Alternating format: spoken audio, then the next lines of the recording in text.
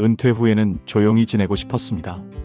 평생 다닌 공기업에서 정년 퇴직한 뒤 딸아이 결혼시키고 아내와 둘이 아파트에 살며 조금은 느긋하게 그렇게 살 줄 알았습니다. 그런데 사람 마음이 참 묘하더군요. 그렇게 손에 쥐고 나면 다음 꿈이 자꾸만 고개를 듭니다. 그날도 평소처럼 아내와 강원도 쪽으로 여행을 갔습니다. 오랜만에 둘이서 바다를 보며 펜션에 묵고 있었는데요. 창밖으로 펼쳐진 바다 풍경을 보며 아내가 무심코 이런 말을 했습니다. 여보, 이런 데서 우리도 펜션 하나 해볼까? 그 한마디가 시작이었습니다. 그날 이후 펜션 매물 사이트를 매일 들여다보게 됐고 정말 운명처럼 어느 날 딱 마음에 드는 매물을 찾게 됐습니다. 강원도 바닷가 오션뷰 펜션. 객실 11개, 관리실 1개, 전 객실 스파룸. 2012년에 지어진 건물이었고 전 주인은 건강 문제로 운영을 접는 상황. 관리는 정말 잘 되어 있었고 사진을 보자마자 여긴 직접 가봐야겠다는 생각이 들었습니다. 며칠 뒤 차를 타고 아내와 함께 그 펜션을 보러 갔습니다.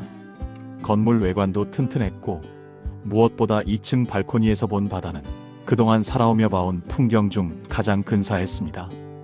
아내는 이미 그날 결정을 내린 얼굴이었고 저도 마음이 움직였습니다. 이곳이라면 우리도 할 수 있겠다. 은퇴 후 조용한 노후가 아니라 조금 더 살아있는 삶을 선택하고 싶었습니다. 2020년 봄 우리는 그 펜션을 30억 원에 매입했습니다. 부모님에게 물려받은 유산과 은퇴 자금 등 총 12억 원, 그리고 18억 원은 15년 만기 대출을 끼고 진행했죠. 사실 처음엔 코로나 때문에 걱정이 많았습니다. 전국적으로 마스크 대란에 하루에 확진자 수가 몇백 명씩 나올 땐 우리도 이걸 계속해야 하나 싶었거든요. 그런데 아이러니하게도 그 시기가 오히려 우리 펜션에겐 기회가 됐습니다. 해외여행이 완전히 막히다 보니 많은 분들이 국내 여행, 특히 독채나 프라이빗 숙소를 선호하게 됐습니다. 저희 펜션은 객실이 전부 분리되어 있고 전 객실 스파가 딸려 있어서 자연스럽게 사람들 눈에 띌 수밖에 없었죠. 게다가 전망이 좋기로 입소문이 나면서 SNS나 블로그를 통해 후기도 조금씩 퍼졌고 2020년 여름부터 가을까지는 거의 매주 만실이었습니다. 예약은 한 달 전에 다 찼고 주말엔 커플 단위 손님들이, 평일엔 가족 단위 손님들이 끊이지 않았습니다. 그때 처음으로 정말 해볼만 하구나 싶었습니다.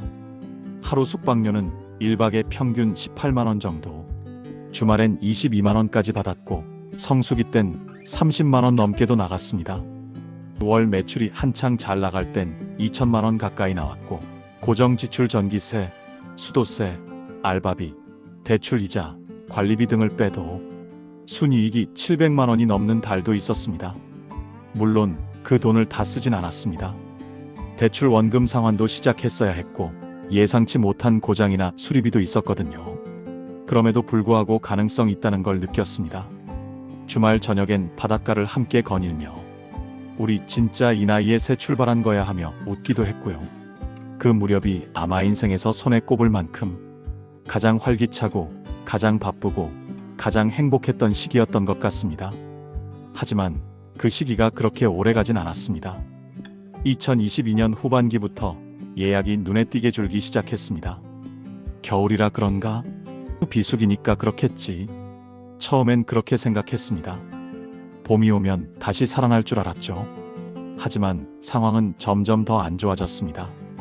그리고 결정적으로 2023년 1월 30일 정부에서 실내 마스크 착용 의무를 해제한다고 발표하면서 사람들의 여행 패턴이 완전히 바뀌기 시작했습니다. 해외여행이 다시 열리고 비행기 티켓 검색량이 폭발적으로 늘고 국내 여행 수요는 확연히 줄었습니다. 코로나 시국이니까 국내 여행이나 가자 하던 손님들이 이제는 일본, 동남아, 유럽으로 나가기 시작한 겁니다. 특히 저희처럼 자차 필수의 펜션은 직격탄을 맞았습니다. 기차역 근처도 아니고 대중교통도 불편하니 접근성이 떨어졌죠. 그때부터는 진짜였습니다. 예약률은 예년 대비 60% 이상 줄었고 스파 관리비, 전기세, 수도세, 인건비까지 줄줄이 오르기 시작했습니다. 한 달에 1,000만 원 넘게 들어가는 고정비. 그중 300만 원은 대출 이자였습니다. 이전엔 월 600만 원에서 800만 원씩 남았던 순이익이 이젠 간신히 본전치기 아니면 적자였습니다. 가끔은 아내와 농담처럼 말했습니다. 이거 그냥 우리가 돈 내고 손님 재워주는 거 아냐?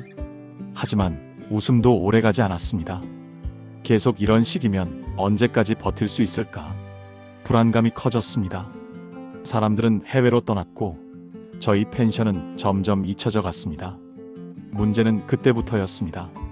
매달 들어오는 수입보다 나가는 돈이 더 많다는 걸 체감하게 된 거요. 처음엔 힘들었지만 저희는 정말 열심히 살았습니다. 봄이면 정원에 꽃을 심고 여름이면 마당에 조명을 달아 야경을 꾸몄습니다. 가을이면 낙엽을 일일이 쓸고 겨울이면 손님들 차량에 눈을 치워드리며 따뜻한 차를 내어드렸습니다. 그러다 어느 순간부터 손님들이 또 올게요라는 말을 남기고 가셨고 실제로 다시 오시진 않았습니다. 그럴 때마다 아내는 조용히 주방에서 혼자 눈물을 흘렸고 저는 그 뒷모습을 조용히 바라봤습니다. 우리가 잘하고 있는 거겠지라는 위로가 필요했던 시기였습니다. 2023년 10월 어느 날 아내가 처음으로 그런 말을 꺼냈습니다. 우리 펜션 그만할까? 그 말이 나올 줄은 알았지만 막상 들으니 가슴이 철렁 내려앉았습니다. 아직 괜찮지 않아? 내가 그렇게 대답하자 아내는 말없이 고개를 끄덕였지만 그 고갯지대는 단념이 담겨 있었습니다. 예약은 눈에 띄게 줄었고 평일엔 일주일 내내 손님 한 명 없는 날도 있었고 주말 예약조차 5개 객실을 넘지 못하는 경우가 대부분이었습니다. 하지만 고정비는 그대로였고 여전히 매달 1,200만 원을 물어가고 있었습니다. 관리비, 세금, 보험료, 각종 공과금, 청소와 세탁 외주비까지 돈은 벌리지 않는데 나가는 돈만 늘어나고 있었습니다. 그러다 카드 한도가 꽉 찼습니다. 남은 생활비까지 쪼개어 카드값을 메꿨고 급한 대로 마이너스 통장까지 끌어썼습니다. 그 즈음부터 아내는 점점 말을 잃어갔습니다. 예전엔 손님 맞을 준비를 하며 음악도 틀고 꽃도 한 송이씩 꽂아두던 아내였는데 어느 날부턴가 무표정하게 스팀 청소기를 밀고 있는 모습이 익숙해졌습니다. 한 번은 식탁에 마주 앉아 밥을 먹다가 아내가 젓가락을 놓고 중얼거렸습니다. 내가 이러려고 이 나이에 펜션 한다고 했나? 그 말을 듣는 순간 저는 아무 말도 할 수 없었습니다. 그저 물처럼 흐려진 국물만 멍하니 바라보고 있었죠. 우리가 꿈꾸던 두 번째 인생은 이제 지쳐가는 나날들의 반복이 되어 있었습니다. 결국 저희는 얼마 뒤 부동산에 매물을 올렸습니다. 객실 11개, 전 객실 스파, 오션뷰 펜션. 사진도 정성껏 찍고 설명도 최대한 따뜻하게 적었습니다. 하지만 전화는 거의 오지 않았습니다. 와서 본다는 사람도 있었지만 끝내 계약으로 이어진 적은 없었습니다. 언젠간 팔리겠지. 기다리자. 그렇게 서로를 다독이며 하루하루를 버텨냈지만 속으로는 이미 알고 있었습니다. 지금의 이 상황이 생각보다 더 오래 갈 거라는 걸요. 강원도의 다른 펜션들도 하나둘씩 매물로 쏟아져 나오고 있었고 그 중엔 우리보다 조건이 좋은 곳도 많았습니다. 사람들은 물었죠. 왜 파세요? 사정이 안 좋으신가요? 그 물음에 뭐라고 대답해야 할지 몰랐습니다. 그냥 이제 지쳤어요 라고 말하고 싶었지만 그건 핑계 같아 보일까봐 늘 웃으며 은퇴하고 쉬려고요라고 둘러댔습니다. 하지만 속마음은 다를 수밖에 없었습니다. 무너져가는 수익 그리고 희미해지는 희망. 한편으론 지금이라도 손절해야 한다는 생각도 들었습니다. 더 늦기 전에, 더 망가지기 전에 우리가 꾸었던 그 꿈을 어디까지 이어가야 하는 걸까? 정말 그게 꿈이었는지 아니면 무모한 착각이었는지도 이제는 헷갈리기 시작했습니다. 펜션을 내놓은 지도 1년이 넘었지만 제대로 된 문의조차 거의 없었습니다. 수입은 손가락으로 꼽을 만큼 뿐이었습니다. 그동안 쌓아왔던 유산과 자산은 거의 바닥났습니다. 손님이 없는 저녁 아내는 말없이 거실에 앉아 사진첩을 넘기고 있었습니다. 예전 우리가 강원도로 내려와 펜션을 둘러보던 날들, 첫 손님을 맞이하며 웃던 모습, 눈 오는 날 둘이서 눈삽을 들고 마당을 치우던 사진들. 저도 모르게 눈시울이 뜨거워졌습니다. 그땐 정말 행복했거든요. 돈을 벌진 못했어도 우리가 함께 꾸는 꿈이 있다는 것만으로도 살아있는 느낌이었으니까요. 하지만 이젠 우리가 붙잡고 있던 그 꿈이 더 이상 우리를 살게 하지 못하고 있었습니다. 아무도 없는 펜션 거실 창밖으로는 여전히 파도가 넘실거리고 있었지만 이젠 그 소리마저도 우리의 미래를 막아서는 소음처럼 느껴졌습니다. 2024년 여름 저희는 마지막 희망을 걸고 가격을 3억 가까이 낮춰 펜션 매물을 다시 올렸습니다. 하지만 반응은 여전히 없었습니다. 한두 번 매물만 보고 돌아가는 사람들, 전화만 하고 끊는 사람들, 심지어 장난 전화도 있었습니다. 부동산 중개인 말로는 이 정도 시설이면 평당 가격은 괜찮은 편인데 요즘은 투자자들이 안 움직인다는 거였습니다. 모두들 이자에 겁먹고 있었죠. 맞습니다. 저희도 그 이자가 감당이 안 됐습니다. 매달 1,200만 원의 이자는 연간 1억 4천만 원이 넘는 돈이었습니다. 1년에 몇 억씩 매출이 나오는 곳도 아니었으니 사실상 이 펜션은 빚을 내어 유지하는 건물이 돼버린 겁니다. 그러다 보니 우리는 펜션을 정리하기 위해 펜션을 계속 운영해야만 했습니다. 손님이 없을 땐 청소도 줄이고 가스도 잠그고 객실 한두 개만 돌렸습니다. 소모품도 가장 저렴한 것으로 바꿨고 커피 머신도 고장난 채로 그냥 뒀습니다. 그러면서도 이 집을 좋아해 줄 사람이 언젠가 나타나길 기다렸습니다. 누군가는 여기에 전망을, 누군가는 이 고요함을, 누군가는 이 바다와 하늘을 사랑해 주지 않을까 하고요. 하지만 그런 사람은 오지 않았습니다.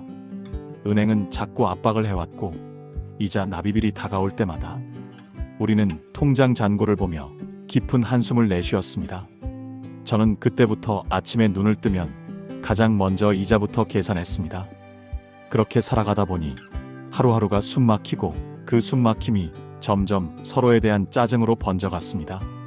저희는 자주 말다툼을 했고 말을 아끼게 되었고 같은 공간에 있어도 마음은 점점 멀어져 갔습니다. 현실은 우리를 가만히 놔두지 않았습니다. 우리는 점점 지쳐가고 있었습니다.